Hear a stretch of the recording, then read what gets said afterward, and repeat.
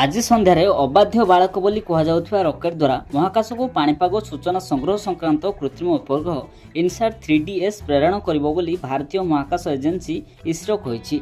जारी करिଥିବା विबृतिरे इसरो कहिछि आज संध्या 5:35 रे आंध्र प्रदेश श्रीहरिकोटा स्थित सतीश धावन महाकाश केन्द्र जिओसिंक्रोनस सैटेलाइट लॉन्च व्हीकल्स जोगे उत्क्षेपण कराजिबाक थिबा इनसाट 3DS नामक एही कृत्रिम उपग्रह जरिया रे पाणीपाग संबंधी अधिक सठिक सूचना सहित प्राकृतिक विपर्यय संबंधी आगुआ सूचना भी संग्रह करा जाई परिबो।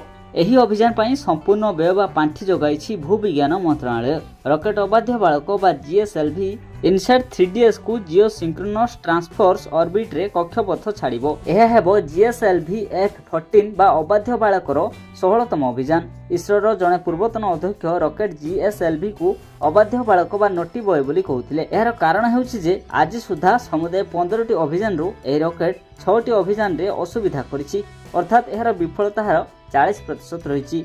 सूचनायोग्य गत वर्ष मे 29 तारिख में जीएसएलवी द्वारा कर जाइथिबा सैटेलाइट उत्क्षेपण सफल होइथिला, किंतु 2021 अगस्त 12 तारिख में यह द्वारा उत्क्षेपित महाकाश यान बा सैटेलाइट अभियान विफल होइथिला।